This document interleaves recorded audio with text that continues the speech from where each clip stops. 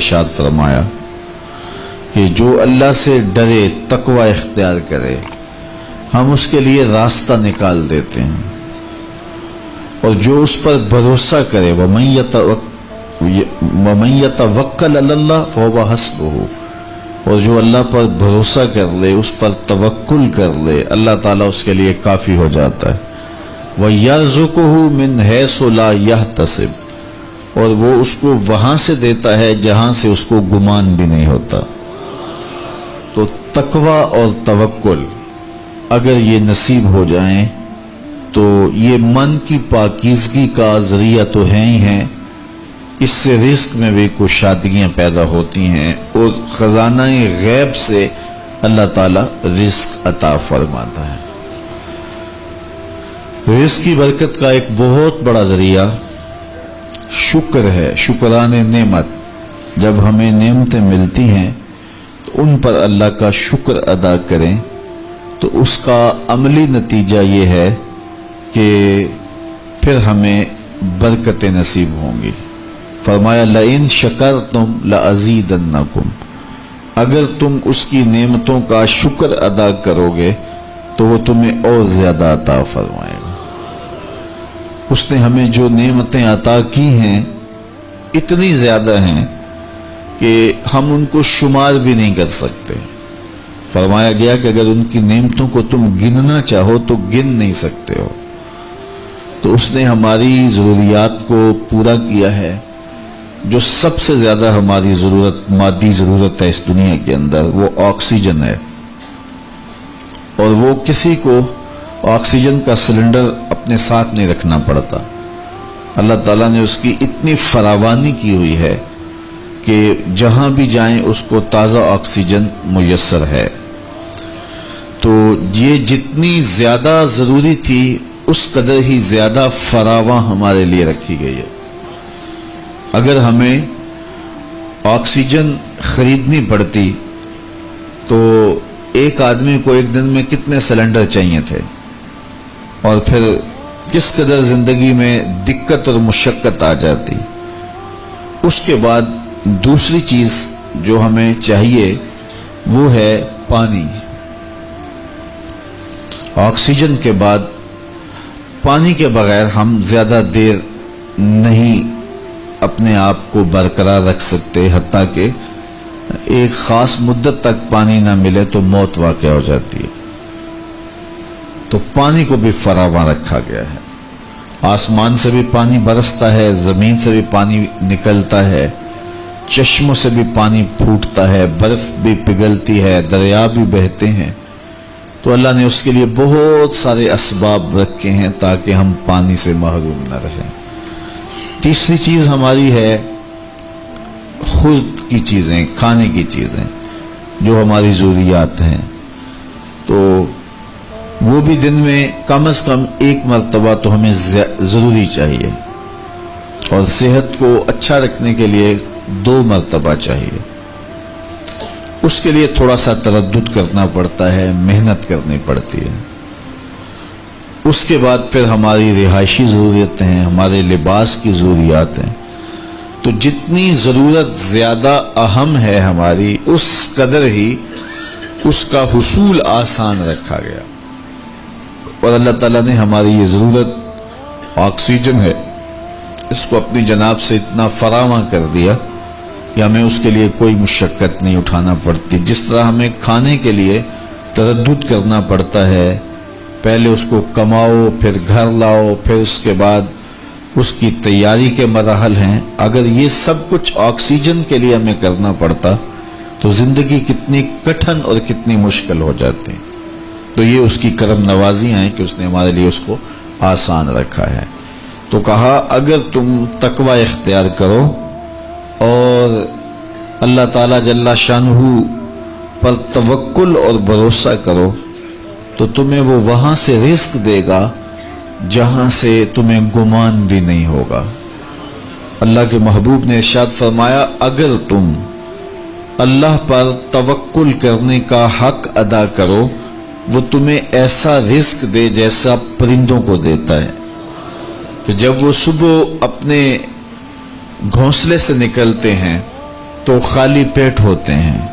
انسان کو تو پتہ ہے کہ میں نے کمائی کے فلاں اڈے پہ جانا ہے، دکان پہ بیٹھنا ہے، فیکٹری میں جانا ہے، فلاں جگہ مزدوری کرنی ہے، لیکن ان کو کچھ پتہ نہیں ہوتا کہ ہم نے کہاں جانا ہے۔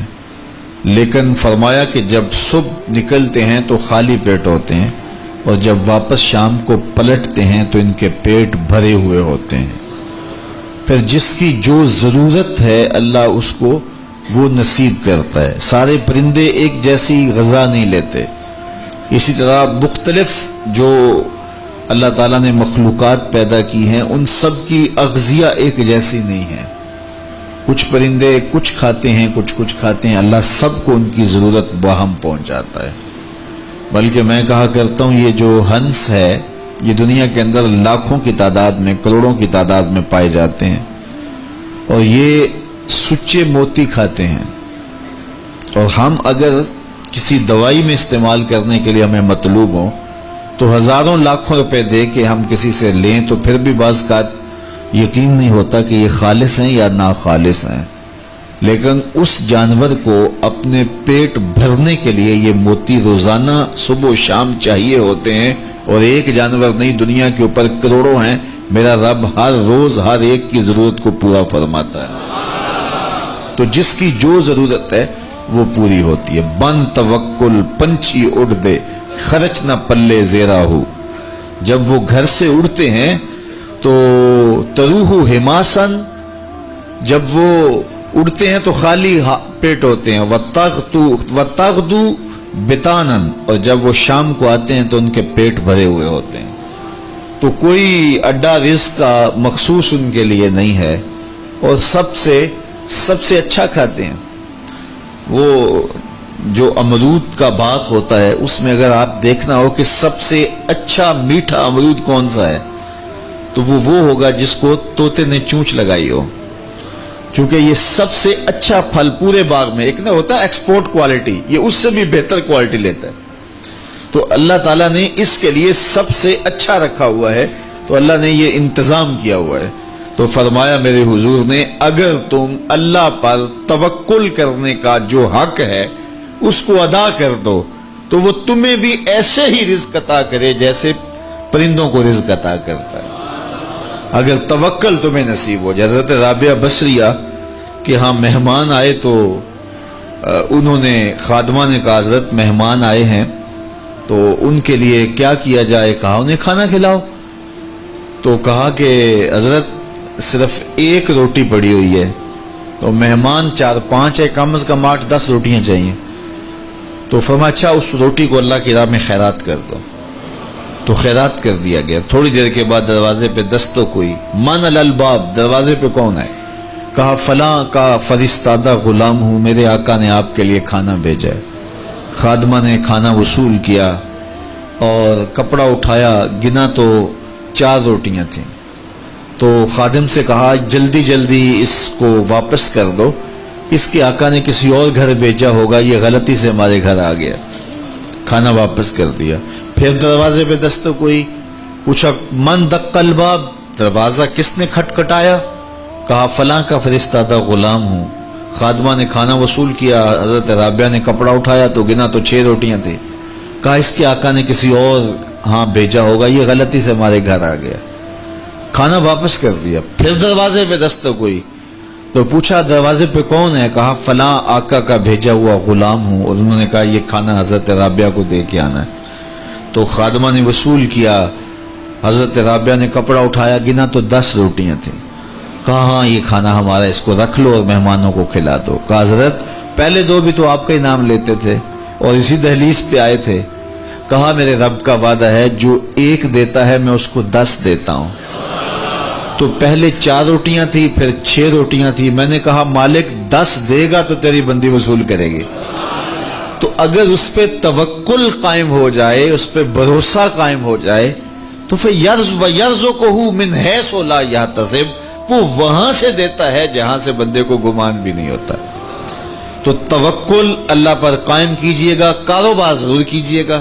توکل یہ ہے کہ آپ وہ کام ضرور کریں لیکن کہیں کہ یہ میرے کام کا نتیجہ نہیں مجھے مل رہا، یہ میرے اللہ کا فضل مجھے مل رہا ہے۔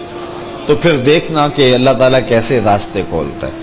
تو جب انسان اللہ کے فضل پر توکل قائم کر لیتا ہے تو پھر کام کاج ضرور کرتا ہے، لیکن اس کی زندگی کی جو ٹینشن ہے وہ ختم ہو جاتی ہے۔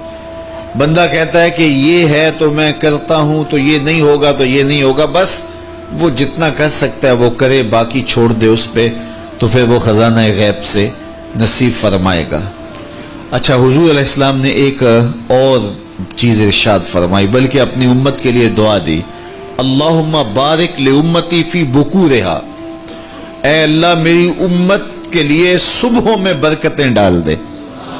جو کام صبح کیے جاتے ہیں ان کاموں میں بڑی برکت ہے، جو کام جو ہے وہ دیر سے کیے جاتے ہیں، رات کو کیے جاتے ہیں، دوپہر کے بعد کیے جاتے ہیں، ان میں وہ برکات نہیں رکھی گئی جو حضور کی دعا سے صبح کے کاموں میں برکت رکھی گئی ہے۔ تو اس لیے آپ اپنے کام کاج میں جو ہے وہ صبح کو اس کا آغاز کیجئے، پھر دیکھنا کہ برکتوں کے قافلے کیسے اترتے ہیں، اس لیے کہ میرے حضور کی دعا کبھی مسترد نہیں ہوتی۔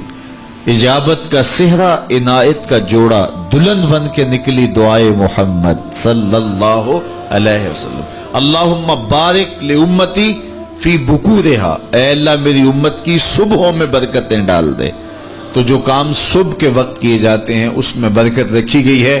اگر آپ چاہتے ہیں کہ ہم آسودگی حاصل کریں تو پھر اپنے کاموں کا آغاز صبح سے کیجئے۔ اللہ اکبر، اس کی برکات آپ کو نصیب ہوگی۔ اور ایک اور بات ارشاد فرمایا کہ جو چاہتا ہے کہ اس کی عمر میں برکت ہو اور اس کے رزق میں برکت ہو، دو چیزیں جو چاہتا ہے، جو یہ چاہے کہ اس کے رزق میں اور اس کی عمر میں برکت ہو، اور یہ ہر بندہ چاہتا ہے، تو میرے حضور نے فرمایا کہ وہ اپنے رشتہ داروں کے ساتھ سلوک اچھا کرے، صلہ رحمی کرے۔ بعض اوقات ہوتا ہے کہ وہ رشتہ داروں کا رویہ اچھا نہیں ہوتا۔ میں آپ کو بتاؤں کہ سب سے بہتر صدقہ کون سا ہے؟ سب سے بہتر صدقہ وہ ہے جو ناراض مفلس رشتہ دار کو دیا جائے، سب سے افضل صدقہ، چونکہ اس میں نفس شامل نہیں ہوگا۔ بندہ کہے گا آپ شریکوں کو دیں، یہ پہلے ہمارے مخالف اور کھڑے ہو جائیں گے، لیکن وہ کسی وجہ سے وہ ہو مجبور گئے، مفلس ہو گئے، تو جو مفلس مجبور ناراض رشتہ داروں کو صدقہ دیا جائے اس میں نفس درمیان میں کھڑا نہیں ہوتا، تو وہ صدقہ اللہ کو بڑا محبوب ہے اور وہ سیدھا سیدھا قبول ہوتا ہے۔ تو جو یہ چاہے کہ میری عمر زیادہ ہو اور میرے رزق میں برکتیں ہوں، تو میرے حضور نے ارشاد فرمایا کہ وہ کیا کرے، وہ اپنے رشتہ داروں کے ساتھ اچھا سلوک کرے۔ صلہ رحمی کی تلقین کی گئی، اس سے آسودگی بھی نصیب ہوتی ہے اور یہ ایک اچھے معاشرے کی تشکیل کی ضمانت بھی ہے، اور اس سے رزق اور عمر میں برکتیں بھی نصیب ہوتی ہیں۔ اچھے اور صالح رزق کے لیے میں نے کل بھی ایک روایت آپ کے سامنے پیش کی تھی، وہ بھی علماء نے لکھی کہ دو بھائی تھے، ایک کام کاج کرتا تھا، دوسرا حضور کے پاس بیٹھا رہتا تھا۔ تو اس نے آ کے شکایت کی کہ حضور یہ میرا بھائی ہے، یہ میرے ساتھ کوئی مدد ہی نہیں کرتا، یہ آپ کے پاس ہی بیٹھا رہتا ہے۔ تو حضور نے فرمایا کہ شاید اللہ اس کے صدقے سے تجھے رزق دیتا ہو۔ تو جو دین کے لیے بھائی لگ جائیں، رشتہ داروں میں، اعزاء و اقربا میں، یا ویسے ہی طلباء کے لیے آپ اگر شامل ہو جائیں تو پھر وہ آپ کے کاروبار میں، رزق میں برکت کا سبب و ذریعہ ہو جائے گا۔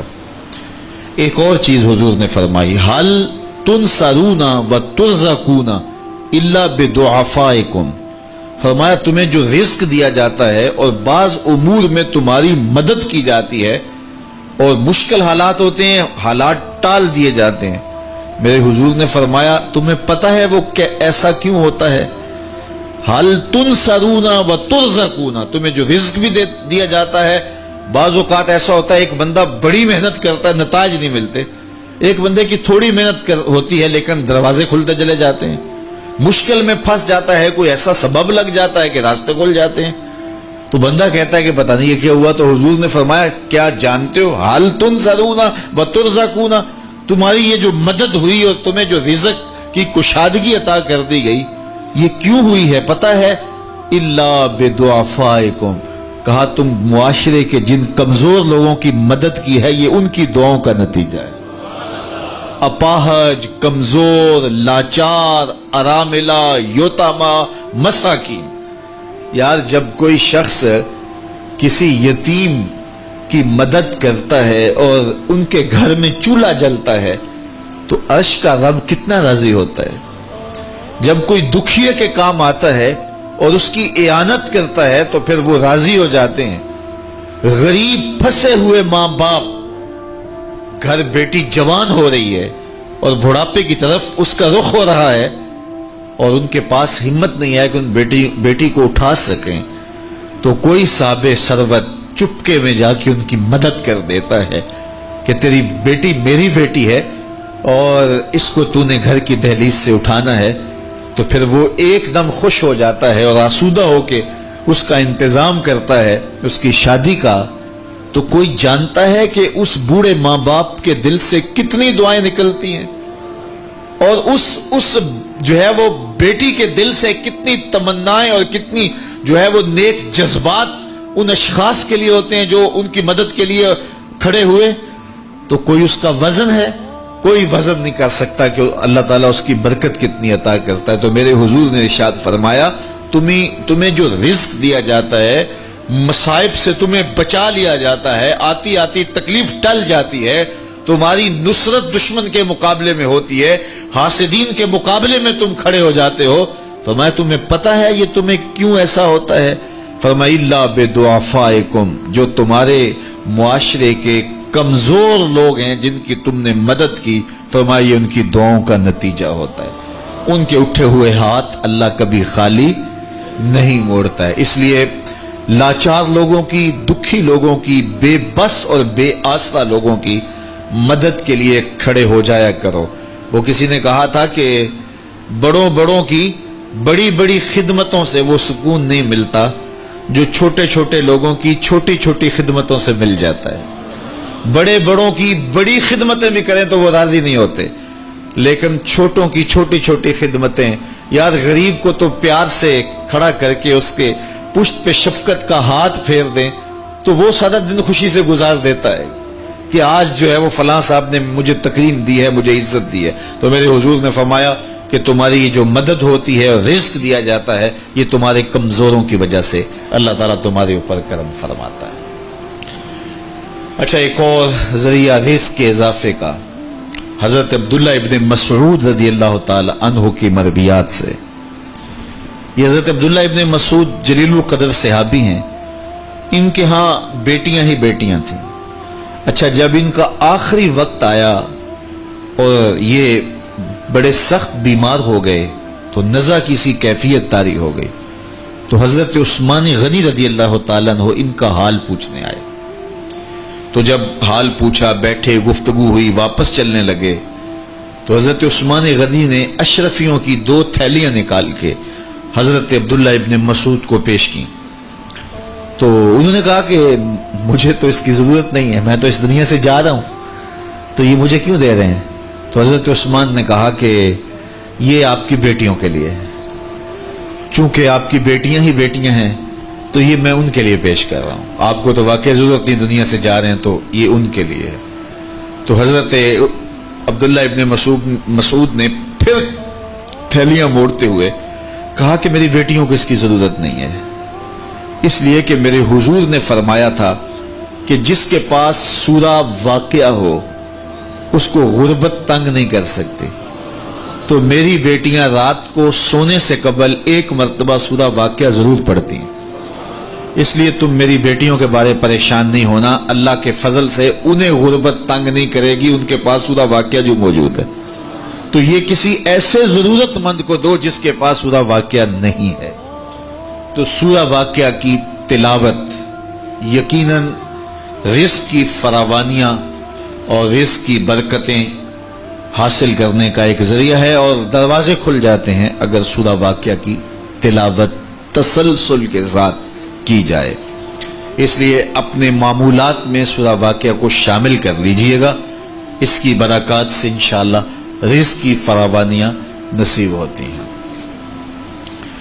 ایک اور ذریعہ رزق کا، اور یہ بہت آسان، شکا رجل الی رسول اللہ دیک المعیشۃ والفقر، حضرت سہل بن سعد الساعدی رضی اللہ تعالی عنہ کی مرویات سے ہے۔ ایک شخص حضور کی خدمت میں حاضر ہوا اور اس نے کہا میں کثیر العیال ہوں، ذرائع آمدن بہت تھوڑے ہیں، میرے لیے کچھ ارشاد فرمائیے۔ بچے زیادہ ہیں، ذرائع آمدنی تھوڑے ہیں، تو میں مفلوق الحال ہوں۔ تو اس نے اپنے فقر کا، اپنی غربت کا حضور کے سامنے قضیہ رکھا۔ شکا رجل الی رسول اللہ دیک المعیشۃ والفقر۔ آقا کریم نے اس کو جو وظیفہ بتایا وہ بالکل آسان ہے، آپ سب کو پہلے یاد ہے، لیکن اس پہ عمل کرنے شروع۔ قال اذا دخلت الدار فسلم علی، کہا جب گھر جائے تو گھر میں داخل ہونے لگے تو گھر والوں کو السلام علیکم کہہ دیا کرو۔ یہ وظیفہ شروع کر لو کہ جب بھی گھر جاؤ السلام علیکم۔ اس کے بعد ایک مرتبہ سورہ اخلاص پڑھ دیا کرو، قل هو اللہ احد۔ یہ وظیفہ فرمایا تم نے شروع کر دینا ہے، جب بھی گھر جاؤ السلام علیکم یہ کہہ کے داخل ہو، پھر اس کے بعد قل هو اللہ احد ایک مرتبہ سورہ اخلاص پڑھ دیا کرو۔ اور میرے آقا نے فرمایا کبھی ایسا ہو کہ تو گھر جائے، گھر موجود نہ ہو، اہل خانہ کہیں گئے ہوئے ہوں، تو فرمایا عمل نہیں چھوڑنا، فسلم علیہ، پھر تو مجھے سلام کہنا، پھر تو مجھے سلام کہہ دینا۔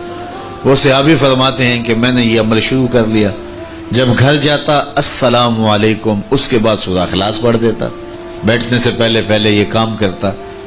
اور کبھی ایسا ہوتا میں گھر نہ جاتا، گھر والے گھر نہ ہوتے، پھر تو مجھے چائے چڑھ جاتا، پھر میں حضور کو سلام کہتا۔ اللہ اکبر۔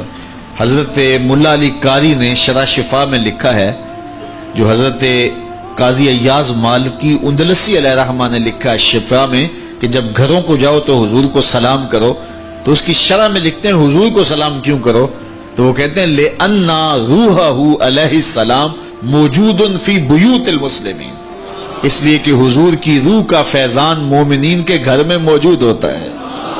اللہ اکبر۔ اس لیے حضور کو سلام کرو۔ وہ کہتا ہے جب کوئی نہ ہوتا میں حضور کو سلام کرتا۔ وہ اپنے نام لیواؤں کو تنہا چھوڑتے کب ہیں، جہاں ہم دم نہ ہو کوئی وہاں سرکار ہوتے ہیں۔ تو کہا اس کے بعد سورہ اخلاص پڑھ دیتا۔ یہی میرا عمل رہا۔ پھر اس کا فائدہ کیا ہوا؟ وظیفہ حضور نے بتایا تھا، اور جب بھی جاتا السلام علیکم سورہ اخلاص، کوئی نہیں ہے تو حضور کو سلام اور سورہ اخلاص کہتے۔ میں نے عمل شروع کر دیا، حتی افاد اللہ جیرانہ، اس عمل کی برکت سے میں نے تو امیر ہونا ہی ہونا تھا، میرے ہمسائے بھی امیر ہو گئے۔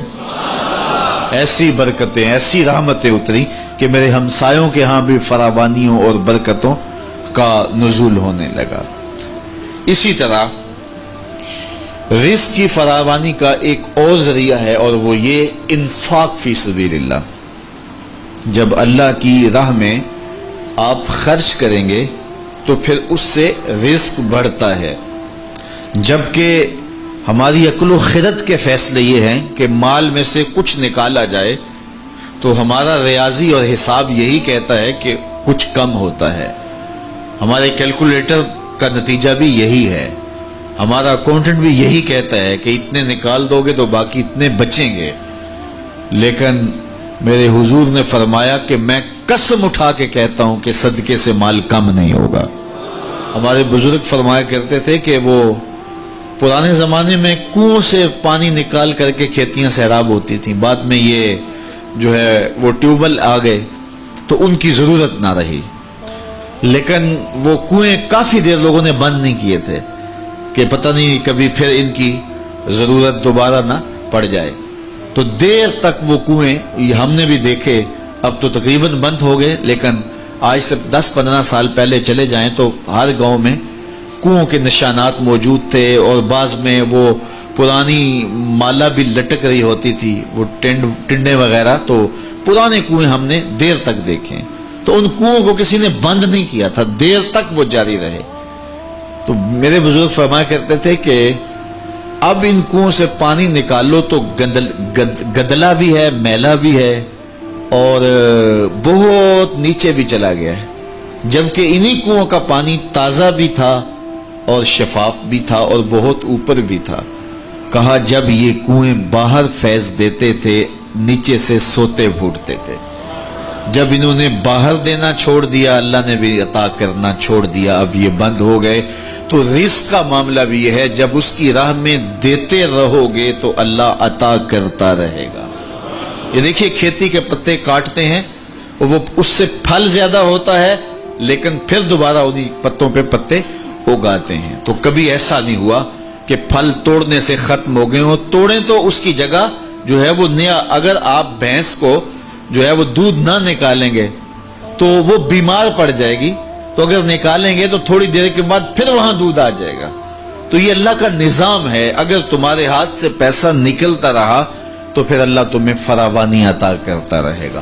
بندہ کہتا ہے کہ میں جوڑوں تو برکت ہوگی، میرا رب کہتا ہے تم خرچ کرو گے تو برکت ہوگی۔ تو اس لیے اس کی راہ میں خرچ کرتے رہنا، اس کی راہ میں دیتے رہنا رزق کی فراوانی کا سبب ہے۔ ایک اور وظیفہ میں آپ کو بتا دیتا ہوں، ہم اپنے جتنے بھی پیر بھائی ہیں سب کو تاکیداً کہتے ہیں کہ مالی مشکلات کے لیے اور گھریلو دیگر مشکلات کے لیے یہ وظیفہ پڑھا جائے، اور وہ یہ ہے کہ نماز مغرب کے بعد 21 مرتبہ سورۃ الکوثر کی ما بسم اللہ تلاوت کی جائے، اول آخر دوشی پڑھ لیا جائے اور پھر 21 مرتبہ سورہ کوثر کی تلاوت کی جائے۔ یہ عمل معمول زندگی بنا لیا جائے تو اس کا عملی نتیجہ یہ ہوگا کہ اللہ تعالیٰ جل شانہ اولاد کو بھی فرما بردار رکھے گا، اس کے نتیجے کے اندر جو ہے وہ رزق کاروبار میں بھی برکتیں ہوں گی، اس کے نتیجے کے اندر حاسدین دشمنوں کے شر سے بھی نجات رہے گی، اور اس کے نتیجے کے اندر اللہ تعالیٰ جو ہے وہ امور دینی میں بھی برکتیں عطا فرمائے گا۔ تو یہ ایک مؤثر ذریعہ ہے، اور اگر کسی کو مسائل زیادہ ہوں تو وہ ہر نماز کے بعد یہ عمل کر سکتا ہے، ورنہ مغرب کے بعد 21 مرتبہ سورہ کوثر کی تلاوت کرنے سے بہت ساری برکات حاصل ہوتی ہیں۔ لا حول ولا قوت الا باللہ، اس کا یہ وظیفہ میرے حضور نے خود بتایا، اور اس کی یہ 99 بیماریوں کا علاج ہے، اور میرے حضور نے فرمایا کہ یہ وظیفہ میں نے کہاں سے لیا ہے؟ حضور فرمایا کہ عرش الہی کے نیچے ایک خزانہ ہے، خاص خزانہ، فرمایا یہ وظیفہ مجھے وہاں سے ملا ہے، اور اس میں 99 بیماریوں کا علاج ہے، اور اس میں سب سے کم درجے کی بیماری ہم اور غم ہے۔ تو اللہ تعالیٰ جل شانہ ہمیں جس طرح دنیاوی اسباب ہمارے پیش نظر ہوتے ہیں تو روحانی امور کے ذریعے سے بھی ہم برکتوں کے حصول کو آسان کر سکتے ہیں۔ اللہ میرے لیے آپ کے لیے ہر طرح کی کشادگیاں عطا فرمائے، ایسے فقر سے بچائے محفوظ رکھے جو کفر تک پہنچا دیتا ہے، اور ایسی دولت سے بھی بچائے جو دولت قارون بنا دیتی ہے۔ اللہ ہمیں دولت عثمان عطا کرے، اور اگر قسمت میں فقر ہے تو پھر فقر سلمان عطا کرے، پھر فقر بلال نصیب کرے، پھر فقر ابو ذر عطا کر دے۔ تو اللہ ہم سب کو دنیا آخرت کی بہتریاں بہاریں نصیب فرمائے۔ دعا کے لمحات اب قریب ہیں، جب بندے اللہ کے حضور ہاتھ اٹھا کے دعا مانگتے ہیں تو بندوں کے اٹھے ہوئے ہاتھ اللہ کبھی خالی نہیں موڑتا۔ دعا ہر صورت قبول ہوتی ہے، یا تو یہ کہ جو مانگا ہے وہ مل جاتا ہے، یا جو مانگا ہے وہ نہیں، اس کے بدلے میں کچھ اور عطا کر دیا جاتا ہے، یا پھر جو مانگا ہے وہ فوری نہیں ملتا، کچھ دیر کے بعد عطا کیا جاتا ہے، یا پھر دعا ذخیرہ کر لی جاتی ہے اور اس کا صلہ آخرت میں دیا جائے گا۔ اور روایت میں آتا ہے کہ جب دعاؤں کو ذخیرے کی صورت میں آخرت میں صلہ نصیب ہوگا تو لوگ آرزو کریں گے کاش کہ ہماری دنیا پہ کوئی دعا قبول ہی نہ ہوئی ہوتی۔ تو اللہ تعالیٰ کے حضور عجز سے پورے تیقن سے دعا مانگنی چاہیے، من قلب لاہن فرمایا گیا، کھیلتے ہوئے دل سے جو دعا کی جائے اللہ اسے قبول نہیں کرتا۔ کھیلتے ہوئے دل سے نہیں، پورے تیقن سے، پورے انہماک سے، پوری توجہ سے جو دعا مانگی جائے۔ دیکھیے میں آپ سے کوئی بات کروں تو میرا رخ دوسری جانب ہو اور بات آپ سے کروں گا تو آپ کو بھی اچھا نہیں لگے گا، تو احکم الحاکمین کو کیسے اچھا لگے گا کہ کوئی بندہ مانگ اس سے رہا ہو لیکن دل اس کا کسی اور جگہ پہ کھیل رہا ہو؟ تو ایسی دعا اللہ قبول نہیں کرتا۔ اور پھر اس کی شرط ہے رزق حلال، حرام رزق سے پلے ہوئے بدن اور الشخص کی دعا قبول نہیں ہو۔ کسی زمانے سیارہ ڈائجسٹ کے اندر تقسیم ہند کی قبر کی کہانی چھپی تھی کہ قبر کھودتے کھودتے ساتھ والی قبر کھل گئی، تو لوگوں نے دیکھا کہ کفن بھی میلا نہیں ہوا۔ شوق اور جستجو کی چنگاریاں مزید روشن ہوئیں اور ایک اینٹ گری تھی تو دوسری اینٹ خود نکال دی، تو دیکھا کہ اندر تازہ گلاب کھلے ہوئے ہیں۔ خیر قبر کو بند کیا اور جستجو پیدا ہوئی کہ ہم دیکھیں یہ شخص تھا کون اور اس کی نیکی معلوم کریں تاکہ ہم بھی اس صالحیت کے ماحول میں اپنے آپ کو ڈھال کر کے یہ سعادت پا سکیں۔ تو خیر تلاش کرتے ہوئے اس کی بیوہ مل گئی جو بہت بوڑھی ہو چکی تھی، تو لوگ اس کے پاس گئے کہ تیرے شوہر کی قبر یوں کھل گئی اور ہم نے یہ منظر دیکھا، تو تم بتا سکتی ہو کہ وہ کون سا نیک عمل کرتا تھا؟ تو اس نے ذہن پہ زور دیا، کہا میرا شوہر ایک سادہ سا شخص تھا اور پڑھا لکھا بھی نہیں تھا، لیکن ہاں مجھے یاد آیا اس کا ایک عمل تھا، جب صبح کے وقت وہ مسجد میں جاتا نماز کے لیے تو لوگ قرآن کھول کے بیٹھ جاتے۔ ایک زمانہ تھا لوگ فجر کے بعد قرآن مجید کی تلاوت کیا کرتے تھے، اور گھروں میں بھی صبح کے وقت قرآن ضرور کھلتا تھا۔ اللہ وہ دور دوبارہ پلٹ کے لے آئے ہمارے لیے، اور نوجوانان امت قرآن کا چہرہ دیکھیں فیس بک کی بجائے۔ تو وہ ایک زمانہ تھا، تو جب سارے لوگ قرآن کھول کے بیٹھ جاتے تو اسے بڑی تکلیف ہوتی کہ کاش میں بھی قرآن پڑھا ہوتا، تو یہ بوجھل قدموں سے گھر پلٹتا اور طاق پہ رکھے ہوئے قرآن مجید کے نسخے کو اتارتا، کھولتا، چومتا، پڑھنا تو آتا نہیں تھا، تو ایک ایک سطر پہ انگلی پھیرتا اور کہتا مالک مجھے پتہ نہیں کیا لکھا ہے، جو لکھا ہے حق لکھا ہے۔ پھر دوسری سطر پہ انگلی رکھتا اور کہتا مالک یہ بھی سچ لکھا ہے۔ پھر تیسری سطر پہ انگلی لے آتا کہتا مالک یہ بھی سچ لکھا ہے۔ تو اس طرح انگلی پھیرتا چلا جاتا اور یہ کہتا چلا جاتا مالک یہ بھی سچ ہے، یہ بھی سچ ہے، یہ بھی سچ ہے، یہ بھی سچ ہے۔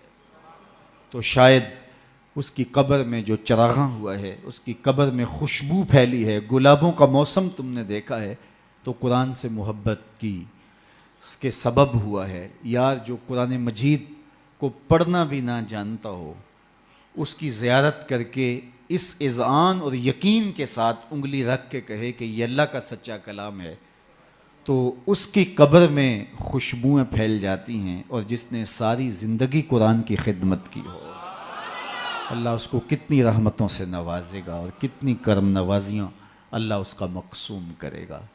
ابھی حضرت کی عمر کے حوالے سے بات ہو رہی تھی تو مجھے امام ابو نعیم الاصفہانی سے ایک روایت جو انہوں نے حلیہ میں بیان کی کہ جو شخص 70 سال کی عمر میں انتقال کرتا ہے اللہ اس کے بڑھاپے کا حیا کرتے بغیر حساب کے جنت عطا کرتا ہے، اور جو 80 سال کی عمر میں انتقال کرتا ہے اللہ اسے حق شفاعت بھی عطا کرتا ہے، اپنے خاندان کے کتنے لوگوں کی سفارش کر کے انہیں جنت میں لے جائے گا۔ اس لیے ہمارے دین میں بوڑھوں کی عمر کی کثرت کی وجہ سے تکریم کرنے کی تلقین کی گئی ہے، اور ہمارے صوفیہ فرماتے ہیں کہ بڑے کی تعظیم اس لیے کرو کہ اس کی نیکیاں زیادہ ہیں، اور چھوٹے کو اس نظر سے دیکھو کہ اس کے گناہ کم ہیں۔ جب ہم یہ دیکھنا شروع کر دیں گے اور اس طرح سے سوچنا شروع کر دیں گے تو پھر ہمیں کسی شخص میں پاپ اور عیب دکھائی نہیں دیں گے۔ ہمارا مطمع نظر، ہمارا انداز نگاہ یہ ہے کہ ہم دوسروں کی طرف عیب کی نسبت کرتے ہیں اور سمجھتے ہیں کہ ہم دودھ کے دھلے ہوئے ہیں، جبکہ کسی کی طرف انگلی اٹھانے سے قبل یہ سوچنا چاہیے کہ باقی ساری انگلیاں اپنی طرف اٹھ رہی ہیں۔